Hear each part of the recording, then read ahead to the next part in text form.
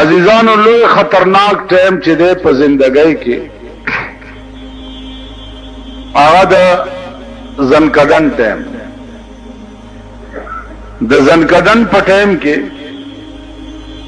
د انسان د ټولې زندګۍ د ګټې او د بیلاد وخت.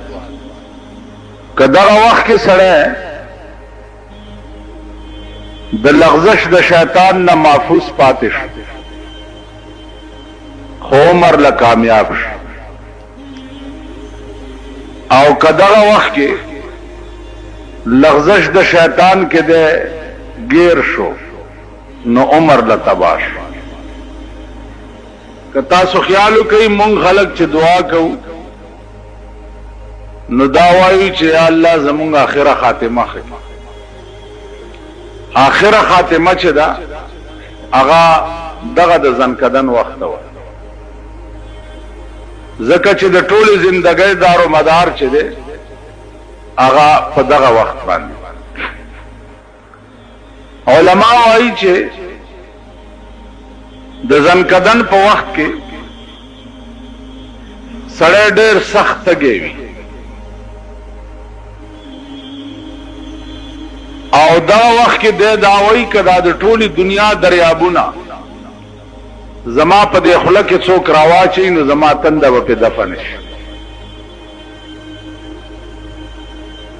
دغه وخت کې شیطان ورته ولاړي او یو لوی کټوره لاس کې نیولې او دې سړي ته وایي چې تو وایه چې دوه خدایان دي نو دا یخې اوبه به درکړي. نو دکه دنیا کې ژوند د ایمان په کمزورتیا کې تیر کړی وي نو د هغه وخت کې وایي چې دوه نه درې دي خو دا اوبه راکړه. نو هغه کټوري کې علما لیکي چې اوبه هم نه وي د شیطان پکې متیازې کړي، هغه توی کی او ورته وایي چې عمر لمې د بیړه تباه کړ. نو زما عزیزانو عرض دا انکشاف څنګه شوه؟ مولانا تھانوی رحمت الله علیه لیکلی چې یو بزرگ وفات کېده نو لوی لوی علما ورته ناست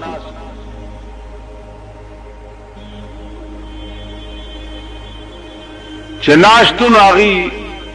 شیطان ورته ولاړ دی او شیطان ورته وایي دې بزرگ ته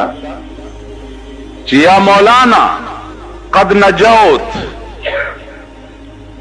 مولانا صاحب خلاص شویرانا. اس دا علماء چی دی لگیا دی ویشہدو اللہ الہ الا اللہ واشہدو ان محمدن عبدہ ورسولہ. او دا سڑے چی کم مڑکی گی دے ہوئی چی لا لا لا لا. دا علماء ریان شو چی یا اللہ منگا شہادت وایو او دے ہوئی چی لا لا. د دې خدا معنا چې زه د الله د توحید اقرار نکوم دا خو غرق شو. په دې کې د خدای شان او د دې سړي تبه وشلېده او حالت یې لږ ښه شو. چې ښه شو دا علما ورته وایي چې مونږ خو دې غرق کړو، مونږ درته کلمه شهادت ویلو او تا ویلې چې لا لا. بزرگ ورته وایي چې ما تاسو ته نه وی چې لا لا، تاسو سره جخت شیطان ولاړو. هغه راته وی چې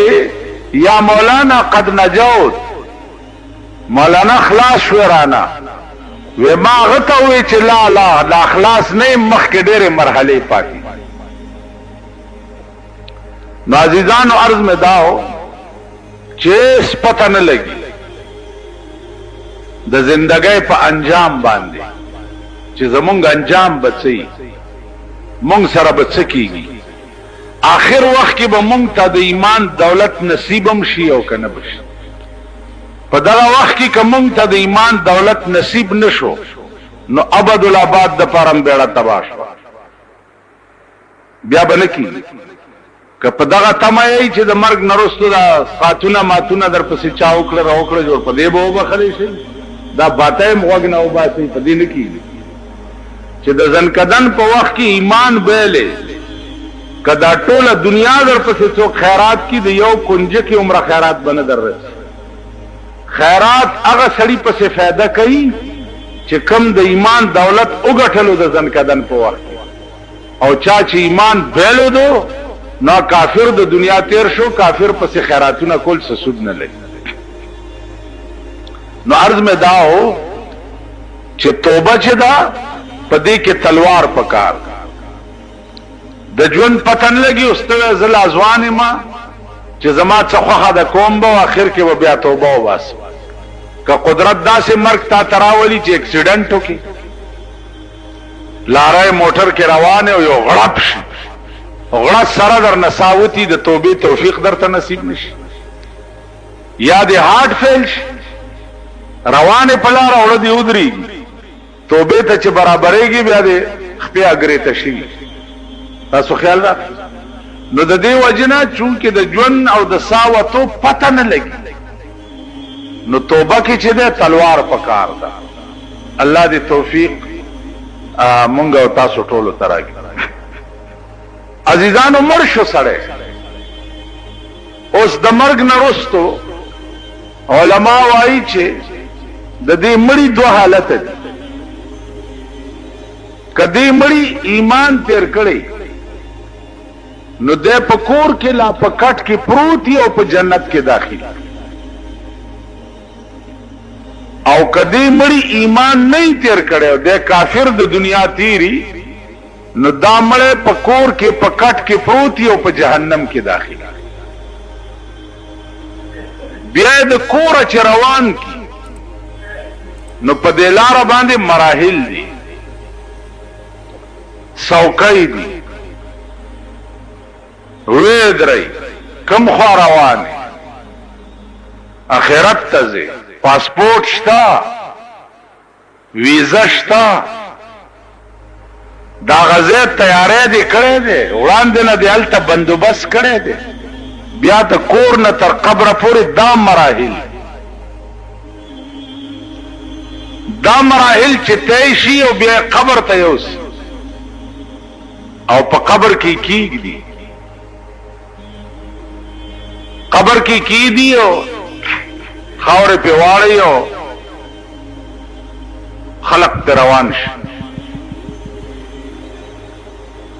خلق ته روان شي نو حدیث کې راځي جناب رسول الله صلی الله علیه وسلم فرمایي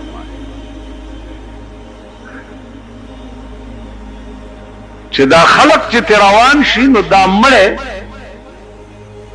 دا خلقو د پڼو आवाज اوري نو دی ورپسې را پاسي او आवाज ورپسې وکي چې کم خوا روان یې او زم چرته پرېخو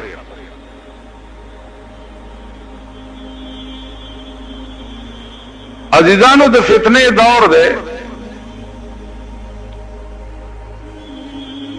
پاکستان کې رنگ رنگ فتنی دي په دې قهرم نن دنیا اخته ده چې مړه په قبر کې اوري او کناو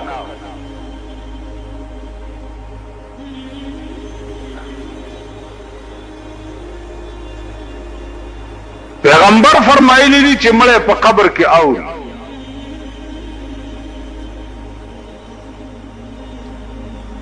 او ستا زمانہ کې یو سړی دی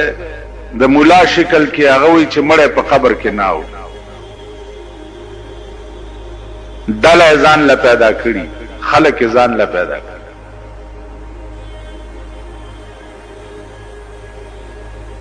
اوس د دې علاج څه دی د دې علاج چې دی هغه زنه ما او نته د دې علاج چې دی د ملک صحیح قانون دی چې د ملک قانون صحیح وو نظم و ضبط صحیح وو بیا ته وګوره چې په ملک کې څوک غلطه خبره وکړي اوس ازادي ده کڅو کوئی مړی اوري او کڅو کوئی نه اوري او کڅو کوئی مړی ټوپونه وي او کڅو کوئی مړی غړیږي په قبر چا چې څووي بس. نو عرض میں داو چې مړ په قبر کې حدیث کې راغلي دي چې هغه आवाज د پڼو داوي. بیا حدیث کې راځي چې رسول الله صلی الله علیه وسلم فرمایي چې خلق تلاړ شي نو آتاهم ملکان، دو ملائکی ورته راشي چې دو ملائکی ورته راشي نو دی راکېنی.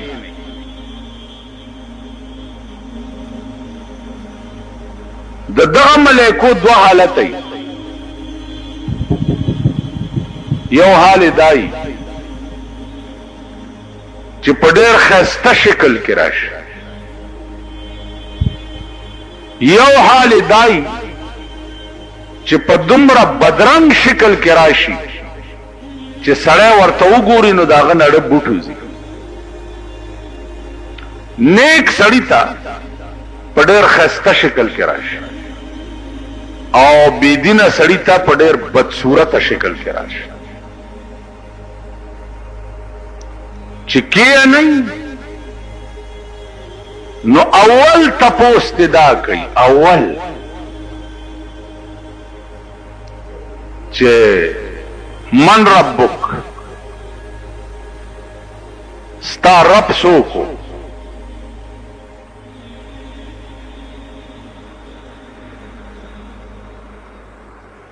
اوس که رب سره دې سړي سره تعلق ساتلی نو به وایي چې ربي الله.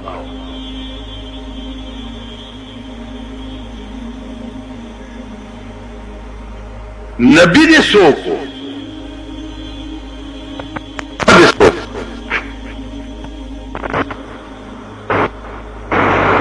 د دې مړي دوه حالت دی. که دا مړی نیک وي نو پختنه سره ورته وایي چې ربي الله، زما رب الله دی،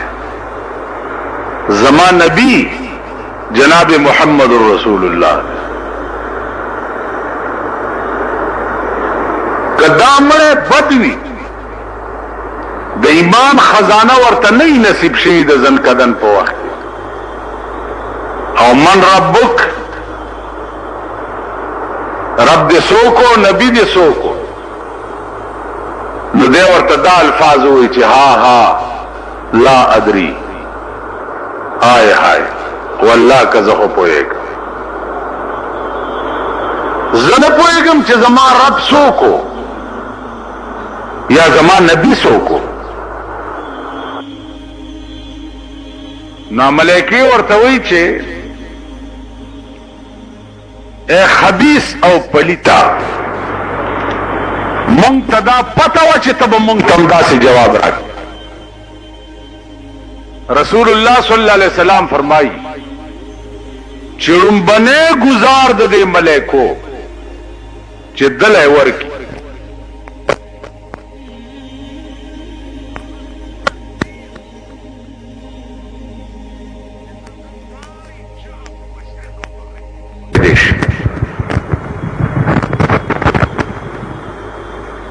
که تاسو خیال وکړئ دنیا کې وګوره چې څومره گزار تیزي دومره چغه تیزي. الله دې امان راکړي چې دا به څومره سخت گزاري چې مشرق او مغرب کې چغه اورېدې کی، الا پیریان او بنی آدم ځکه نه اوري چې قدرت دا راز فاش کول نه غواړي. بیا په ده باندې په قبر کې عذاب مسلط شي. دا خواري چې ور سره ملائکې وکي نو عذاب په مسلط شي، یا خود اور لمبیر ورته راځي قبر ته، یا په لړمان مقرر شي. ا د خدای خواخه ده چې هر قسم عذابي دا قبر ورته دا عذاب تنور کی تر قیامت پورې به دا مړی په دې قهر کې گرفتاری. دا به د هغه سړي حالي چې کم سړی د زنکدن په وخت کې د ایمان دولت بیلو.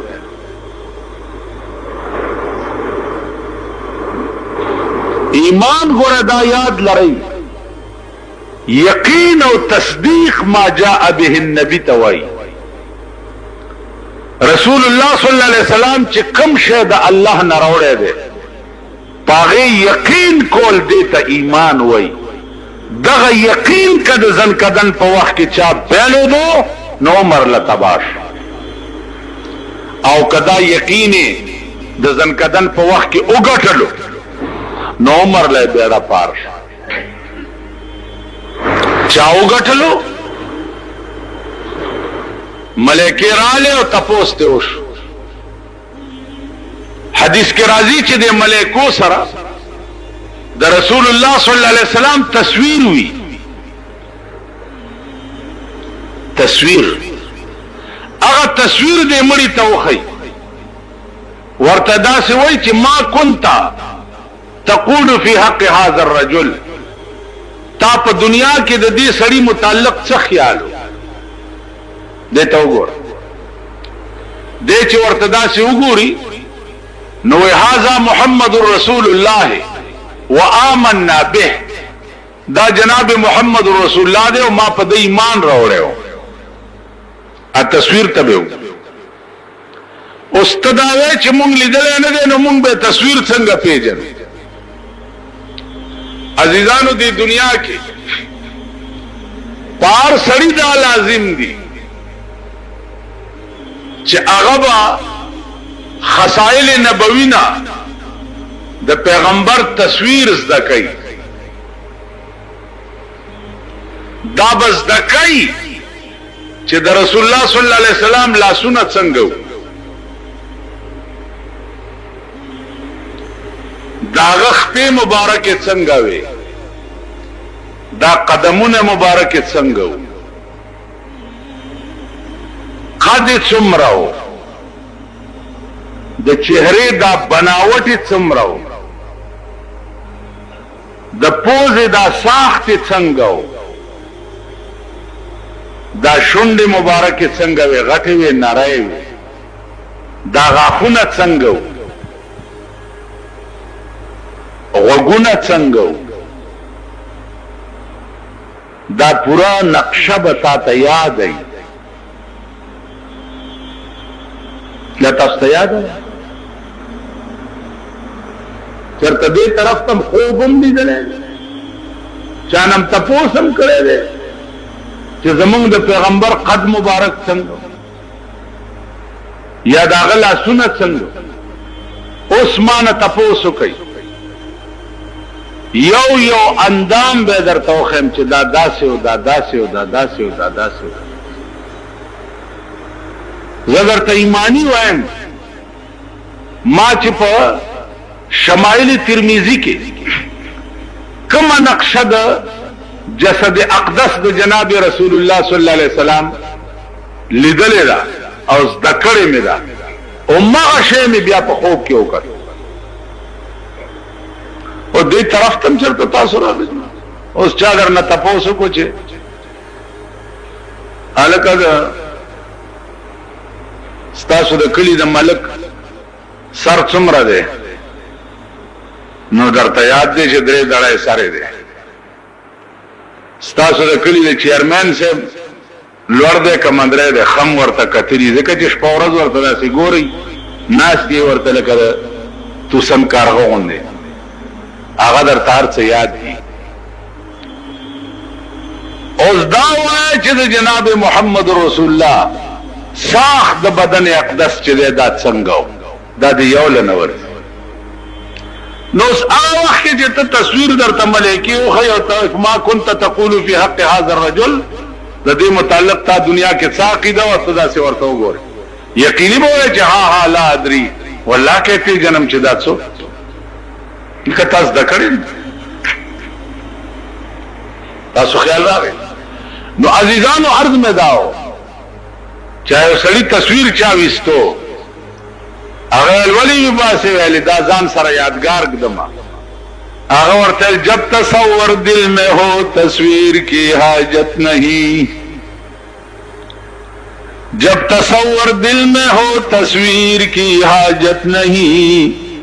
زلف کے پابند کو زنجیر کی حاجت نہیں زما تصویر باسی چې ځان سره یادگار کړي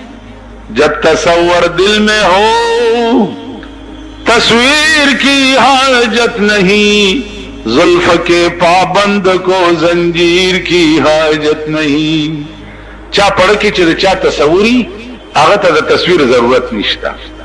کم سړی چې د یار په زلف تړلې الته د زنجیر حاجت نشته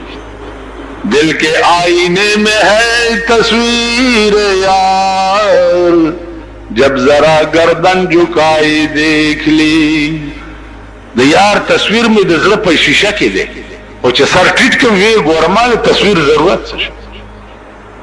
نو عرض میں دا عزیزان چې د رسول الله صلی الله علیه وسلم حلیه مبارکه دا بس دکه دا بدر تپتای دا درد زړه کې پیدا کړي داغه حدیث دا بیاده دا درد زړه کې پیدا کړي حدیث بیاده پکار دی یو مسلمان خبره پیښه شي او دی قال قال رسول الله صلی الله علیه وسلم یو حدیث بیان د حدیث الفاظ بیاده نو علم د مرگ په وخت کې د ایمان دولت درته نصیب کی ځکه چې د ایمان دولت خو د خدای او د رسول سره دی خدای او رسول سره د رابطه او تعلق خو ایمان دولت به نصیب شي خدای او رسول سره د رابطه او تعلق نو د خدای او رسول کلام دې ډال کړو د دنیا د اصول د پاره دنیا دې په ګټله خلق ته به غوړې زیړې خبرې کولې او دنیا به پر راټولولا قرآن او حدیث چې ده هغه د دکانداري اسباب جوړ کړیو دنیا دې پر راټولولا دغه رابطه او تعلق دې ور سره نو بیان کی شان ورشا کشمیری رحمت الله علیه طالبانو ته تاسو کو چې صاحب تا هو ټول عمر درس او تدریس کې تیر کو کم شي پکې زیات خوان در کړي شاه صاحب ورته په خدای مې دې قسمی چې طالب ته سبق وایم او عبارت راته وي حدثنا فلان قال حدثنا فلان فلان فلان قال قال رسول الله صلی الله علیه وسلم چې دا قال رسول الله صحابه طالب وي نو زبان اړه بوټز قال رسول الله غند خوان شان ورشا کشمیری وی والله العظیم کما په زندګۍ کې په بل شي کې لیدل چې قال رسول الله صلی الله علیه وسلم نو زما عزیزانو مونږ منځونم کوو او د سونم کوو کوشش کوو خکارونم کوو